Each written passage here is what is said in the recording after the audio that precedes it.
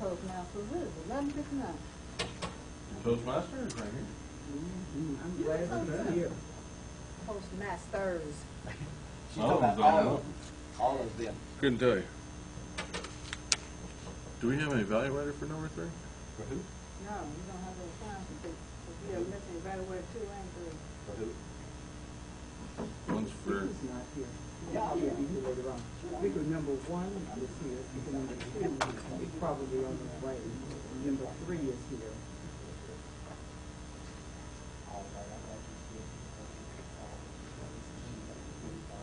Now, I talked to Aaron. He said he was go in there and sign up and then do it. We'll have to bend his elbow, not his ear. Okay. All right. Never heard from them, so It is- It is noon, so let's start this meeting. Welcome to the April 10th edition of the HealthMasters. Start the Pledge of Allegiance. I pledge allegiance to the flag of the United States of America and to the republic for which it stands, one nation, under God, indivisible, with liberty and justice for all.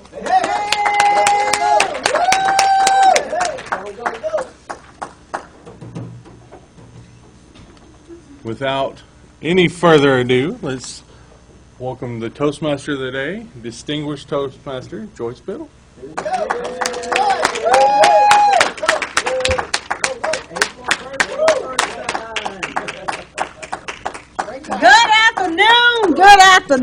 Good afternoon. And as I told you all in yesterday's email, today's theme is springtime and birthdays. Got a question for you. Got a prize? I was supposed to have prizes and I went off and left them. They're still in my office. So we're going to write down whoever wins this and I'll bring you a prize next week. Okay. All right. Question.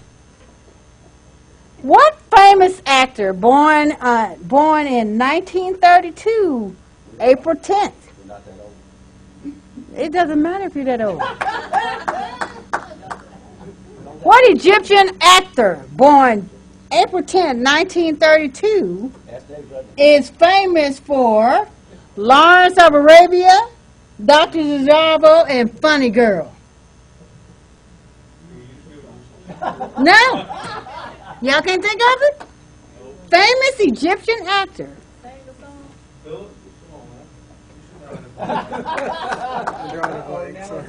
The star of Lawrence of Arabia? Y'all don't know that? I know some of you people have seen Lawrence of Arabia. In black and white, right? Do you know, Aaron? Famous actor born April 10, 1932, Egyptian actor. Famous for Lawrence of Arabia, Dr. Zhivago, and Funny Girl. None of y'all know.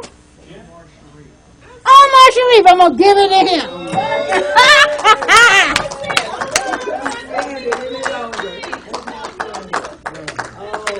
All right. Y'all need to be more cognizant of movies. Because my next 2 questions are about actors, too. All right, moving on to the agenda.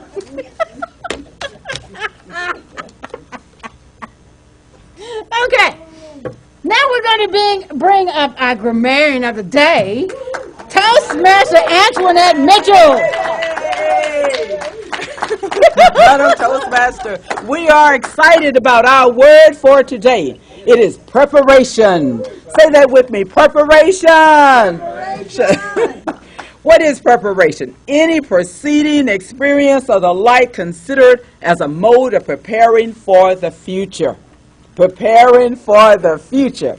Preparation has been made for the competition in the District 43 Spring Conference, April 27th and 28th in Vicksburg, Mississippi. Yeah!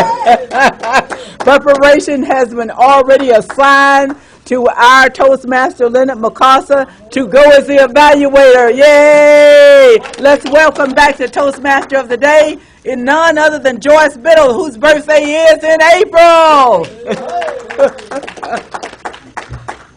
Now, why'd you tell them that? I was going to use that as one of the questions. You put it out on the email. I didn't say the date. I didn't either. I said your birthday in April. But he did. Oh, you guys heard him, I don't think.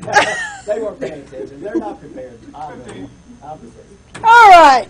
Our next item on the agenda is our Toastmaster Minute, coming from none other than distinguished Toastmaster Adrian Duncan. Yay! Hey, all right. Woo!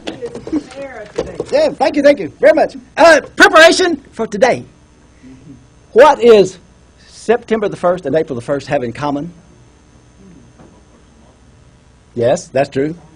Preparation! That's the date that you have grace for 20 days. If you don't pay your dues on April the 1st, wrong, March the 1st. If you don't pay them by March the 1st, then you don't have a grace period. If you don't pay your dues on September the 1st, you don't have a grace period. Grace periods have disappeared except for March the 1st, you've got 20 days. September the 1st, you've got 20 days. You have 20 days of preparation to pay your dues before you are no longer a Toastmaster. You are not a Toastmaster if your dues are not paid before March the 20th and September the 20th. There is no other grace period except March the 1st and September the 1st. Madam Toastmaster, be prepared. Pay your dues August 1st, August 5th. Madam Toastmaster, distinguished Toastmaster Joyce. Thank you. Distinguished Toastmaster Adrian. Now, before we move to table topics, we need some housekeeping business taken care of. Two of our evaluators, assigned evaluators, dropped out. Therefore, I'm going to be evaluator number 2. So write it down. All right, 2. I need somebody to be evaluator number 3. Oh, Aaron's going to do that? Good. Give me my hand. He's prepared. All right. Now, Scott, where's your manual?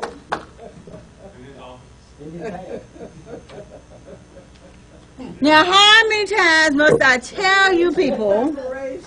Tie it to your... How many times must I tell you, HealthMasters, Toastmasters, to bring your manual so you can get credit for the speech that you give? Okay. All right. Brandy's already volunteered to be our timer, so I got that taken care of. Is everything else filled in? Yes. All right. We're moving on to table topics by none other than Aaron, Toastmaster Aaron Pottawa Evans. Yay!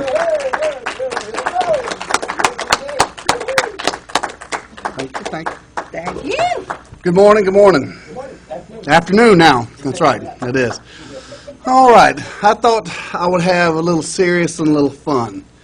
So, I don't think there's anybody in this room that hadn't heard that we bombed Syria. Right? Is there anybody who hadn't heard that? We know, or we were informed, whether it's true or false, that Assad was chemically poisoning his people. So, I want to know, is bombing Syria the right course of action? And after grand rounds a couple weeks ago, I think the best person to speak on this topic would be Dr. McCausland.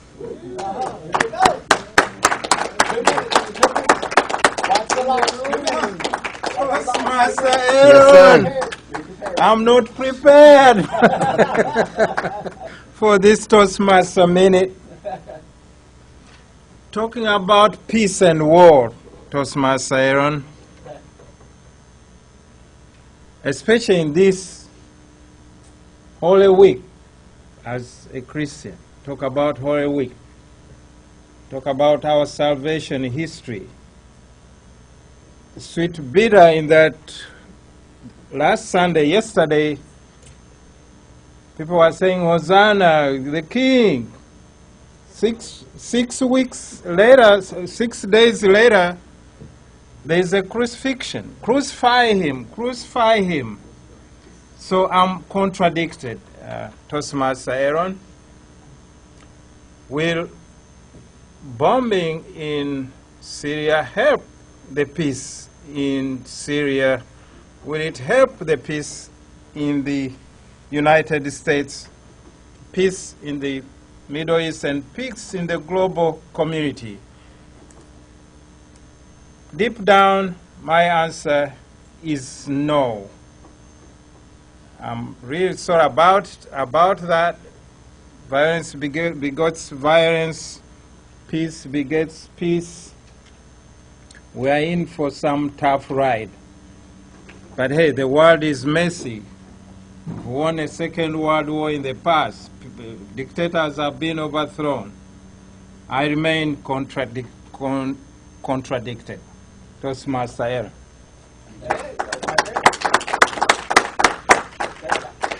You know, Mr. Ricasa, I always like to think what Gandhi says, an eye for an eye only ends up making everybody blind. So I'll let you take that for what it is. So that's kind of serious, and it is serious. But who would I be without some humor? Y'all know me, I got to bring something a little funny. So spring is in the air, and this is what the Toastmaster meeting's about. Spring is in the air. Spring makes me think about the birds and the bees. So I want to know about your first kiss. Were you prepared for your first kiss? I'll take the woman right there in the sweater in the back. Come on down. I apologize, I forget your name. Are you a guest or you a member? Oh, you're new? I won't mess with that. I won't. You got, look, she's red. You might still be waiting on it. That's okay. It'll happen. It'll happen. No, don't worry. Either one. If y'all want to come up and speak about it, you can. You're not under any duress to do it just because you're new, and I apologize. Come on, Victoria. No, you don't want to talk about it? She wasn't prepared. Okay, well, we'll just have Miss Antoinette come and talk about her first kiss. I know she's happy about it. Were you prepared for your first kiss? Come on down and tell us about it. Don't skinch on the details. I tell you, wasn't I prepared, Mr. Topic Master? I had all of that ready to go. I was ready for the one that I have now. He has been with me all those years. I've been looking at him. He's been looking at me. There are other details I will spare for this moment, but ready for that first one. We put it on, we tied it up, and we've been together. That is being prepared for your next person that you want to have for the lifetime. I think that was about 3 minutes. That's good enough right now. That's hot enough. I done heated it up in here. All right, in closing, I don't want to take up any more time, but this is the holy season, and no matter whom your God is, I would like to close this by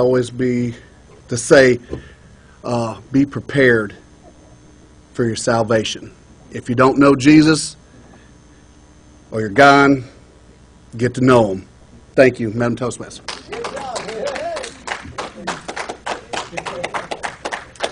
All right, it's time for another question.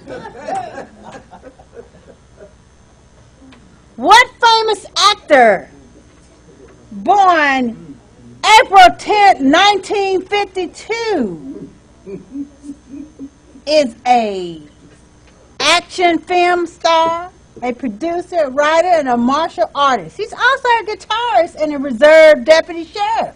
Steven Seagal. Well, go ahead on.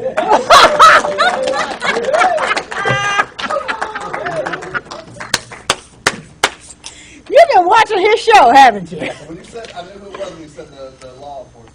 Okay. I'm the parish of Louisiana. That's a pretty good show, too.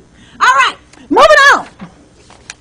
Write his name down, because I told you, we got gifts coming next week, because after our show, we got to bring them. I walked down here and went, oh, I left my gifts. All right. Aaron gets that gift. All right, we're moving on to our prepared speeches. Our first speaker is a renowned Toastmaster. He's been a Toastmaster. How many years you been a Toastmaster? I started in 1987. Since 1987. Was he our mentor? He was our club mentor when we chartered in May of 2012. Right. He's been with us ever since. Distinguished Toastmaster Adrian Duncan will be coming from the Confident Communication Manual, Inspire Your Audience, an 8 to 10 minute speech. Speech title, Mother, May I? Laugh with me. Change your attitude. Mother, may I? Laugh with me. Change your attitude. Distinguished Toastmaster Adrian Duncan. Thank you. Madam Toastmaster, Distinguished Toastmaster Joyce. My mother said, tell me something that your mother said that just puts you into stitches. Is anyone willing to volunteer to tell us something that your mother said that put you into stitches? Nobody knows. A friend of mine was walking down the street, and this lady sitting on the front porch rocking said, "Sir, your patch don't match your slacks." Y'all didn't catch that. My friend happened to be Afro-American, and this young lady said, "Why would you put the wrong color patch on those blue jeans?" He said, "Ma'am, that's not a patch, that's me." Y'all not awake. I tell you, y'all didn't catch that. I'll tell you what. Well, I know Antoinette had something experience like this. When they were out driving around, she pulled up in this parking lot, and the person standing next to him in the car said, "Why are you parking here? Y'all don't have a license."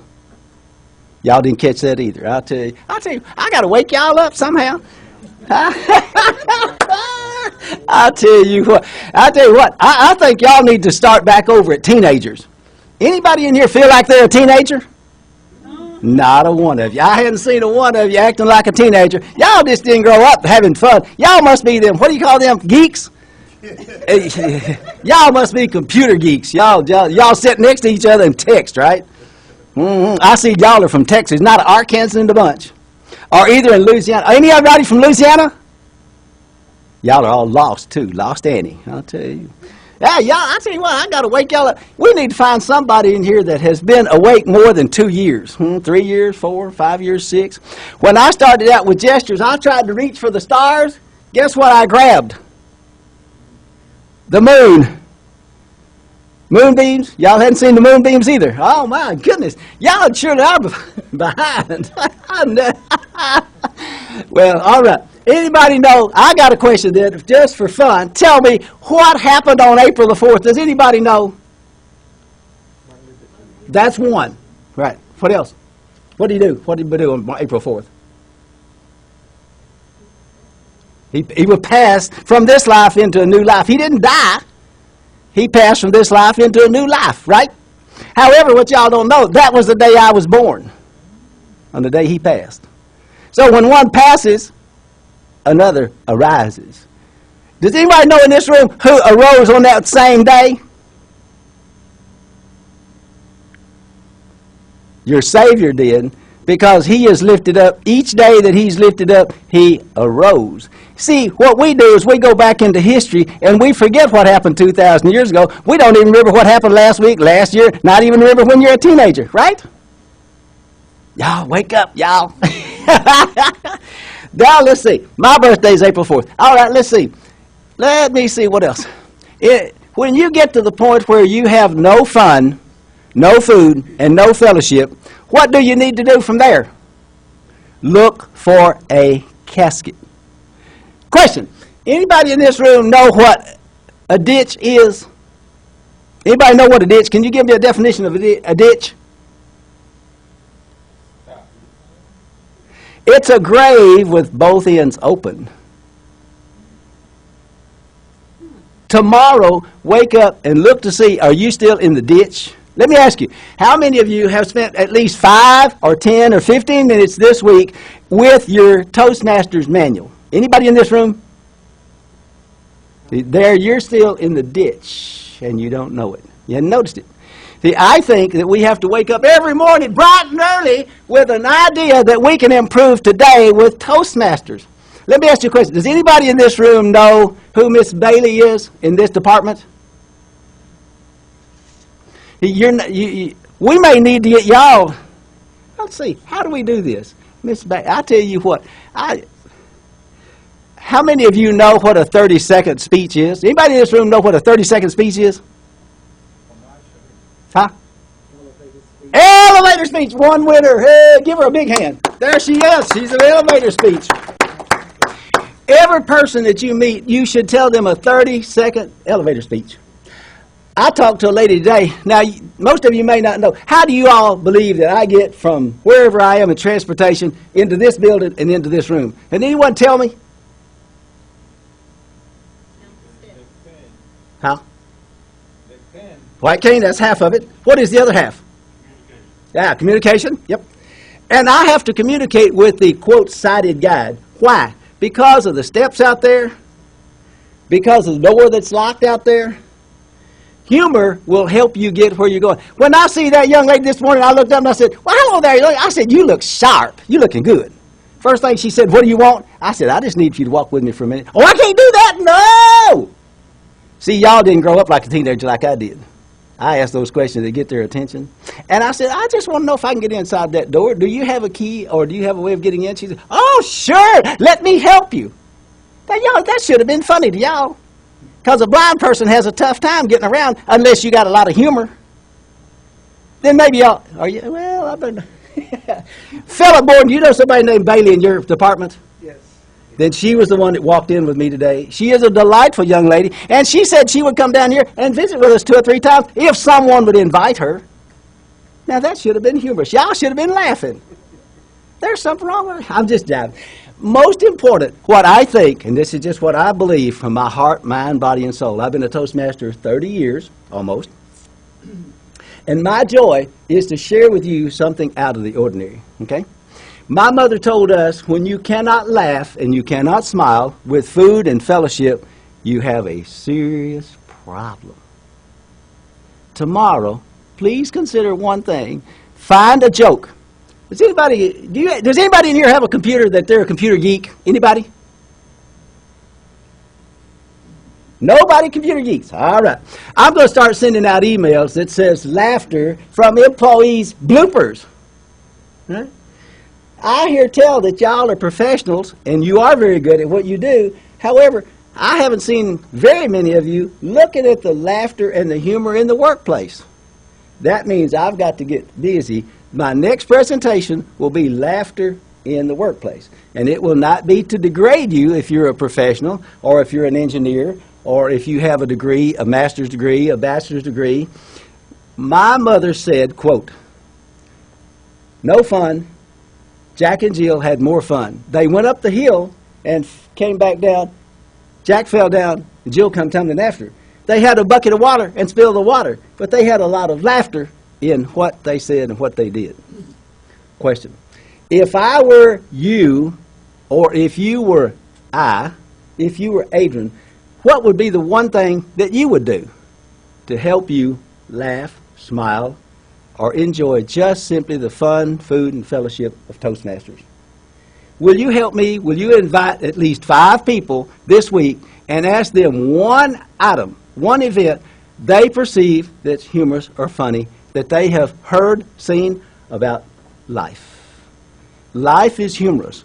Life is fun when you ask other people what is most important about their daily living. Would y'all agree with that? All right. Now, what I want to do is in Vicksburg, Mississippi, I want one of you or more of you than one to send me one little note that has a bit of humor from your point of view. Send me an email. That's here. Here is 1 or 2 of the most funny or humorous items or events that I've had happen in my lifetime. Okay? Because one of the things I want to do is find out how can I help you laugh, smile, and enjoy life to the fullest. Has it been 5 minutes? Who's the timer? Oh, I'm sorry. 6? Red, yellow. Is it yellow? Okay. All right. Laughter. When I kick off my shoes, my feet look like I've been walking across the desert. When I started walking across the desert, I met somebody named Merry Christmas. His name was S-A-N-D-Y Claus, Sandy Claus. Y'all haven't met Sandy Claus either. Well, I went out into my backyard of my niece and nephew's house, and both of them had cousins that were sisters, and they became also my nieces, both nieces. I said to them, I said, why are you playing in that box? They said, we're trying to stay away from Mr. Sandman. Does anybody know who Mr. Sandman is? That's the little guy that takes a siesta every afternoon at 2 o'clock. I noticed today at noon, Mr. Sandman came along and visited each one of you guys. My goodness. Madam Toastmaster, try that. I can't see these folks being teenagers. I don't want to be in their world when they're teenagers. Madam Toastmaster. Gracias.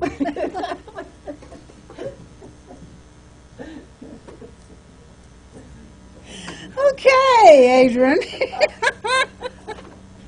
Okay, speaker number 2 is Distinguished Postmaster Philip Borden, who is a charter member of our club, who's been a Toastmaster for how many years?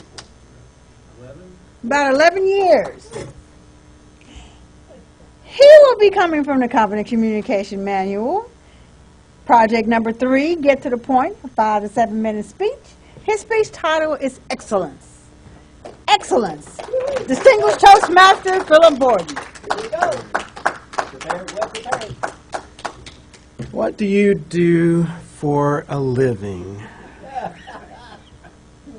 Do you enjoy answering that question? Do you dread answering that question?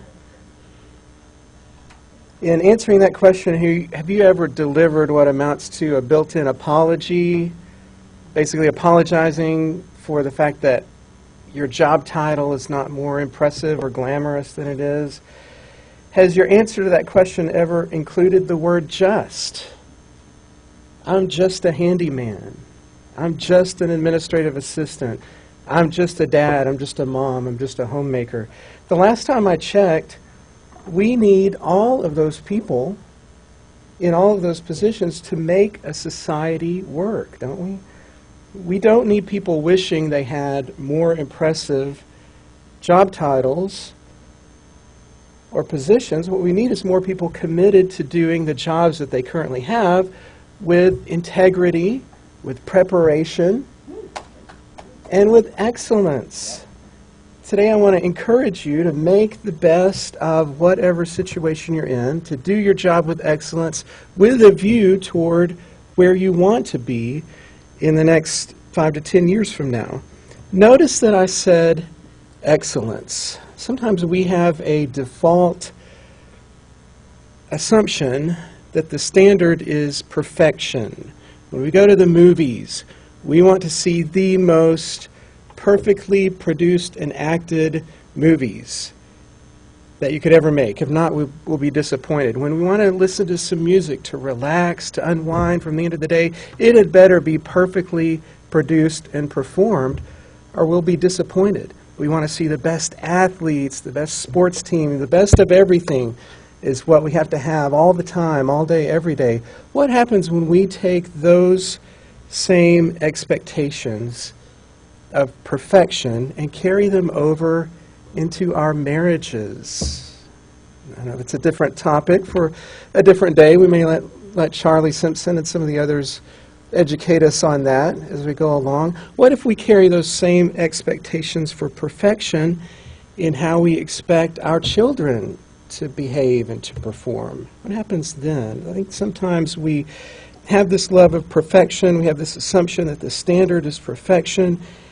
And if something is not quite 100% perfect, we tend to want to bail out of, abandon, or throw away those parts of our lives that are not 100% perfect. What about the standard of excellence? What would that look like if we operated with the standard of excellence? Well, as many or all of you know, I'm currently a student over at UAMS. That's what I do in my spare time, Dave Rudney and some others and I.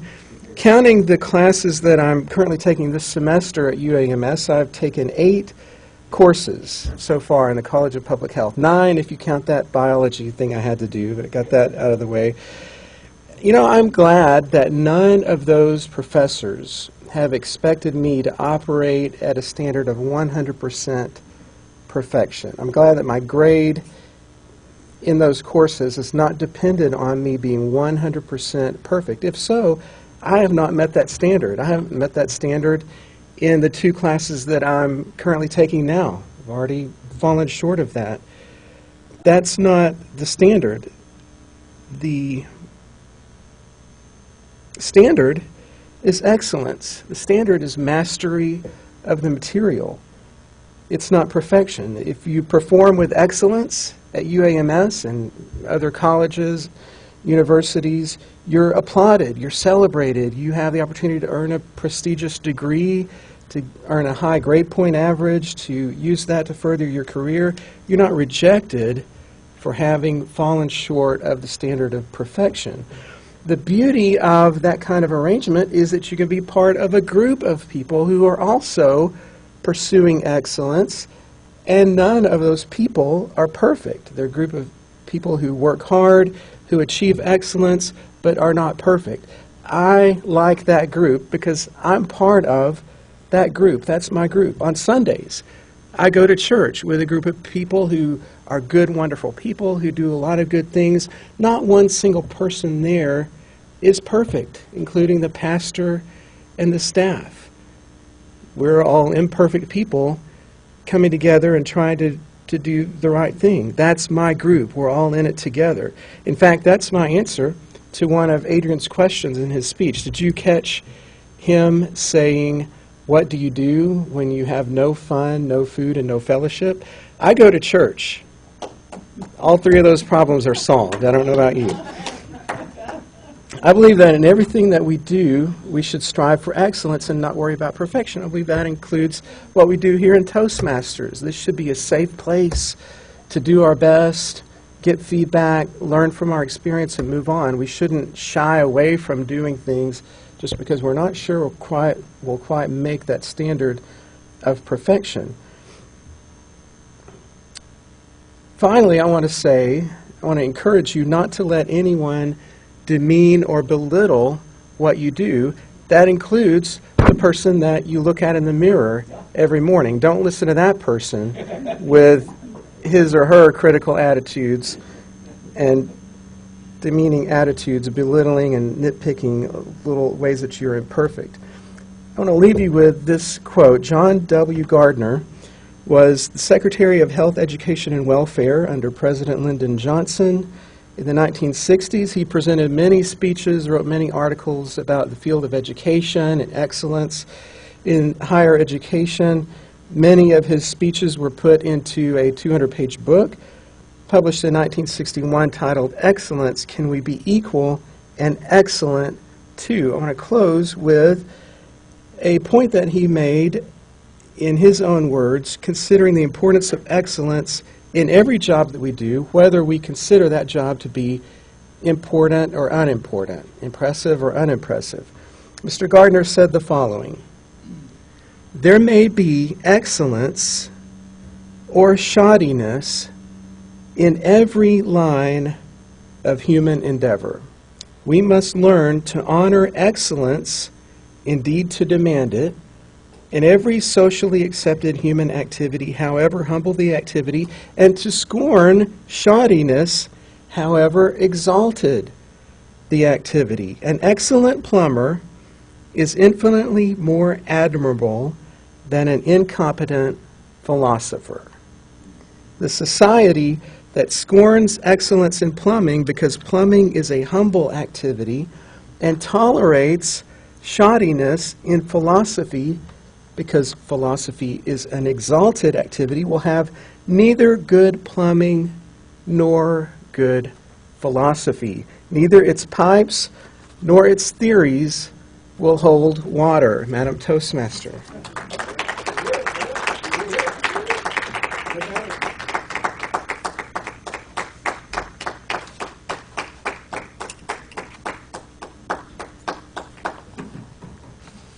All right, we're down to our third speaker. None other than our president. Toastmaster Scott Gann will be coming from project number 4, How to Say It, a 5 to 7 minute speech. His speech title, Say What? It's not what you say, but how you say it. Say what? Say what? It's not what you say, but how you say it. Toastmaster Scott Gann.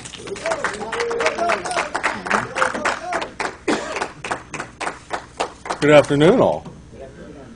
How many people in the room have a relationship or in a relationship? We have an expert in the room.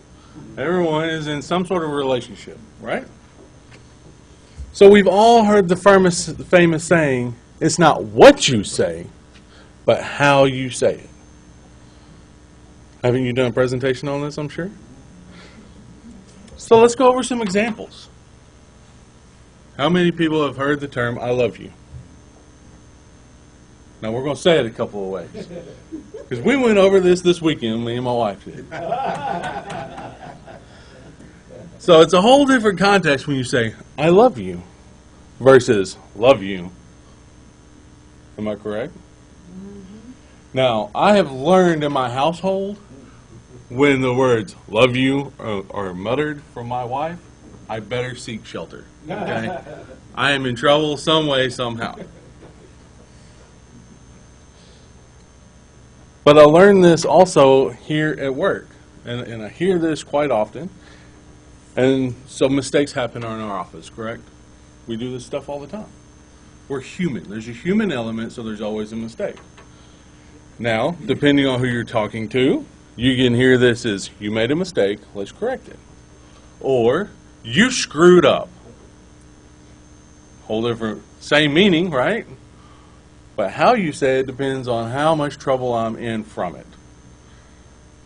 Now, I also have to ask for help. Adrian brought this up earlier. We ask for help. Now, he brings a very polite, respectful way to get help and assistance. He strikes up a conversation, has a 30-second elevator speech. Or you can have, help me out. I need to get this out. Which one would you respond to better? Probably Adrian, because, you know, he's not big, fat, and pink like me today, all right? But we have all different aspects of our life, and every time we look at this, it's not about what you say, always, but how you say it. Imagine a physician who has to let his patient know that they're diabetic. It's a very critical time in life, wouldn't you think? So you can have a physician say, I'll get with you, your labs don't really look that great, we need to talk about diabetes, and walk out the room. Does it happen? Happens all the time. We've stacked tons and tons and tons of stuff on these physicians. They're busy, they want to go to Epic, they don't like electronic charting, whatever the reason. They do that. But we expect our physicians to say, your A1C is a little elevated. What this means is, you are pre-diabetic, right? You want an explanation. We require that. We need that. Yet, we don't even afford that to ourselves. Is that a problem? It's not what you say, because it's the exact same meaning. It's how you presented it. Sometimes people just need a little more education, if you will. A little more meaning behind what we say. When I took the honor of being president of this club, it was, we don't really have anyone, so here you go, right? And while that is true, it was also presented as an honor. It gives you strength. It gives you confidence. you're able to lead a club. Leading a club leads into supervisory roles at work. I got to meet all of you, right? So while we know that maybe I didn't have a whole lot of competition at the time, you know what I'm saying? It was one of those that needed to happen, so we just rolled with it. Performance evaluations are coming up at work. We all know that, right? Once a year we get these evaluations. And so I have to go sit in front of mine and get mine, and it can either say, you did not meet expectations, because that's what the word says on my evaluation, right? You can ask the man right there. He'll, no, not happening. So I didn't meet expectations in X, Y, and Z. Now, we will sit down, we will talk about it. I do not think I will walk into the man's office and say, you really suck as an employee, sit down, we need to talk. Would y'all want to go into that conversation? I probably wouldn't either. Now, that may happen depending on how much I mess up for the rest of the day, but hopefully not. And then my favorite. My wife used to tell me this all the time when we worked together. And you can say, we need to go to church, right? We need fellowship. We need acquaintance. We need food. We need good times. Or, you need Jesus. Because that's what she tells me, right? In closing, I'd like to just say, sometimes we just need to tell ourselves, give a little more explanation. Realize that it's not always the message. It's not always what we say, because the words can be the same. But it's how we say it to get our point across. Madam Toastmaster.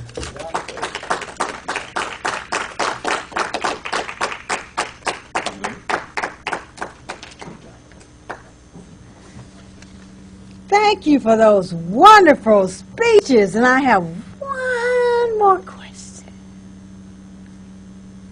All right. This famous actor was born April 10th, 1921. He was a baseball player and an athlete, as well as an actor. He was also a writer and a professional basketball player. I didn't know that about him. He was best known for his role as Lucas McCain on The Rifleman. All righty. Okay, now we're going to move on to the evaluation portion of our meeting. And to lead us in the evaluation portion of our meeting is none other than the relationship expert, Toastmaster Charlie Simpson. Thank you. Greetings. This is supposed to be the month of April, which is supposed to bring joy for some of us, but for others it's not as joyous. Anybody suffering from the pollen outside and allergies? So this is what we're dealing with in our household. Anybody remember this scene? What movie is this? Hitch. What happened to him? Allergic reaction. This is how my son looked because of the pollen. So April might be great for some, but for us, woo! But moving on, general evaluation portion. This is where we get an opportunity to understand how well we did with our speeches. I always love this portion because it gives me an opportunity to understand what I need to work on. And so now we get an opportunity to tell others what are some areas they could improve. Our evaluation team, we have, who's evaluator number one? Casa.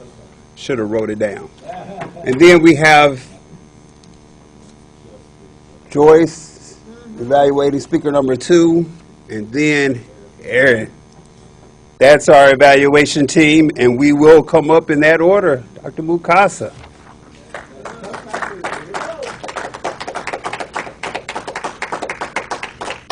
Toastmaster Charlie. Life is humorous. Madam Toastmaster, fellow HealthMasters, and specifically distinguished Toastmaster Edna. I had a wonderful introduction. What you did was to tap into my mind. A whole 8 minutes introduction to the end was tapping in my mind what it is I do about humor. And I was on my toes because I was supposed to have fun in life. And I'm not having enough fun in life, especially in April. You teased us a bit. Yes, we are not following the humor you were making, which I think cost you in a way. You wanted us to laugh, but in a sense you are teasing us, kind of get us in mood of making jokes and laughter, especially in the workplace, which may be intense. And you transported us into these environments, especially your own day-to-day survival. How you bring humor to survive in this messy world with challenges of vision. I think that was very convincing to me as somebody who doesn't have to face something like that every day. At least with all my senses, I should be able to get along better with my colleagues, bring humor to them. The body was full of, well, let's think about it, let's act, create some humor, get, whether you're a computer geek or some, learn from your mom. Recall your mom's humor and bring it. So we learned a lot, we laughed, not enough, but we did laugh. I think some of the jokes may have been difficult for me to tease out. I don't blame you for that. I don't blame you for that at all. So in closing, you challenged me to bring humor to the workplace, to the family, even to church, where it's about life and life after death. Madam Toastmaster. Toastmaster, thank you very much. Joyce, come on up, evaluating speaker number 2, Philip Morton.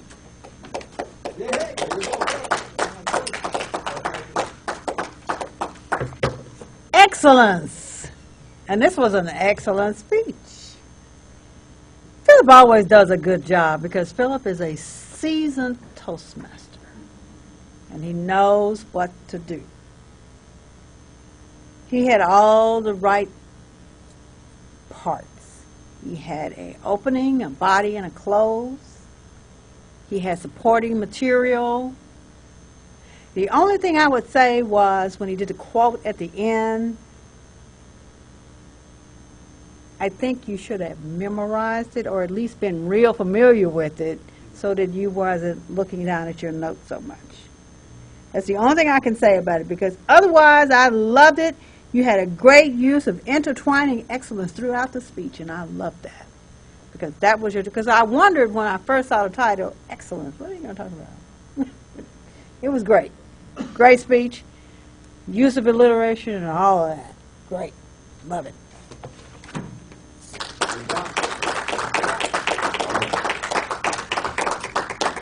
Now, last evaluator will evaluate Scott's speech. Forgot the title of it, but Aaron will be able to let us know. Come on up.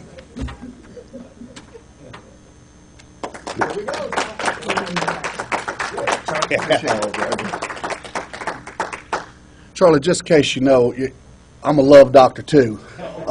Between my 6 marriages and 14 mistresses, I might be able to give your client some different perspective on love and what not to do. Trust me. I learned the difference between te quiero and te amo. That's something that Scott's speech really goes in. You know, everybody knows that little chihuahua, yo quiero Taco Bell, I love Taco Bell. So if your woman says te quiero, that just means, yeah, I love you. But if she says te amo, that means I love you. It's love. But anyhow, that's just totally off them. But if you ever need what not to do, you call me, and I will be there. Okay? Scott Gantz, not what you say, it's how you say it. Say what? I'm fortunate in a lot of aspects of getting to evaluate Scott. For many of y'all, I'm also Scott's supervisor. So I evaluate Scott personally and professionally. And we've actually had conversations of, it's not what you say, it's how you say it. This ain't going to help on the eval, suck up. But no, seriously, I cannot tell you that Scott has grown as a speaker since he's joined this club. I think everybody that's here can see that. He's definitely become more relaxed, more articulate, and let himself really start to bloom as a speaker. I thought his speech was very good. It had a good opening. It had a meaning. It was something that we were able to relate to. There's not anybody in here that hadn't been in a relationship, you know, that don't understand the difference between love you. Is something wrong? Nothing. We've all been there. Where do you want to eat? I don't care, right? We all know that. So I enjoyed that. You know, y'all know what I'm talking about. So, but he's bloomed. So, and his body was good. It was informative. He was able to interact with the audience and pull you guys in and have that. I think if there was anything that I would change, and I know Joyce always hits on you for this, is I think you need to move some, not maybe around the room where everybody has to turn around, but I think ever since she said that, you've been stuck to this lectern like this, you know, because Joyce is going to get you. It's okay to maybe step out and talk. Even over here, I wouldn't go running around unless it was specifically to your speech. But I thought it was great, and I just want to say personally and professionally for Scott, I'm happy to see your growth, and maybe someday, you know, good things can happen to you. Probably not this eval, but maybe the next one. Man. Thank you.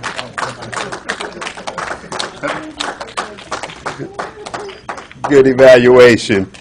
Next, we move into our grammarian, who will come up and let us know how we did with our English and the word of the day. I'll give it my best. Give it my best. We use the word of the day 8 times that I counted. Preparation. The words that I saw that were common words to us that we use, the wanna and the gonna. We also use had better be. I remember saying done it. Every sense. Can we stop with the every and just say since we did such a thing? And such a, you got that word there, I'm sure. That is my report, grammarian report for the day.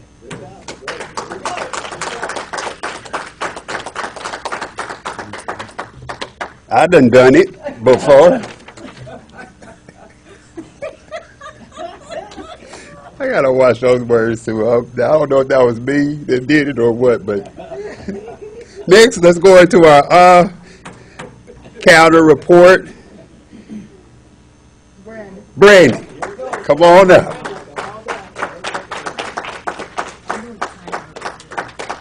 And she'll present the timer's report. All right, thanks. I'll start with the timer's report. Toastmaster minute, 50 seconds. Adrian, 50 seconds for our minute, Toastmaster minute. Table topics, Dr. Mukasa, you did a minute and 36 seconds. Antoinette, 37 seconds. Speaker number 1, Adrian, 8 to 10 minutes. You did 9 minutes and 53 seconds. Right on target. Philip, 5 to 7 minute speech, 7 minutes and 52 seconds for your speech. Scott, 6 minutes exactly for your speech, 5 to 7 minute speech.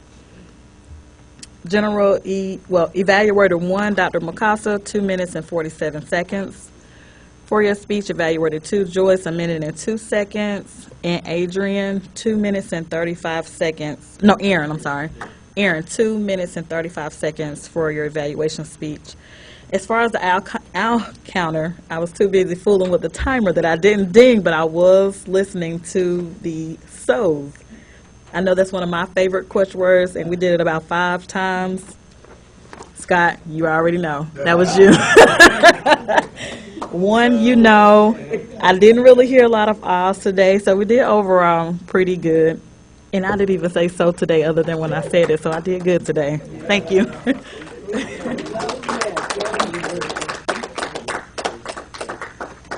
Good job, evaluation team. And that will conclude the general evaluation component. And now I'll return the lectern over to our distinguished Toastmaster Joyce.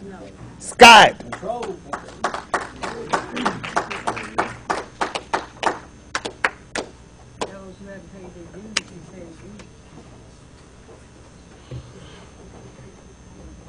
Well, thank you. It's been a wonderful meeting. I do think we have to address the dues issues. Yeah, we got a few people still haven't paid their dues. So if you have not paid dues, Joyce is ready to take it. You know who you are. Except for the new members. If you're on scholarship, that's different. So that needs to happen.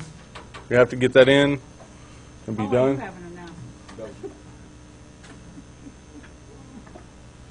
Go ahead. Our treasurer informed me today that because of her position as, what's the CERT team leader. what's the job? Whatever, over there preparedness. It's CERT. CERT, whatever it was. Yeah. Because she has to travel a lot, she can't maintain her role as treasurer. So today, she handed all the treasurer materials over to me. And because we're so close to the end of the year, I don't think we should place a position at this point. Because you have to elect them in So since we have to do elections so soon, I think we just leave it as it is, and I'll just keep doing, I'll just do the treasurer role until the end of the year, if y'all are in the room. Agree. There. Motion second, third carries. There you go. You're both. So anybody need to pay their dues, just come see me. I got all the materials. Today would be the best day to do it. And we're leaving 3 minutes early, so you have plenty of time to do so. If nothing else, we will adjourn this meeting.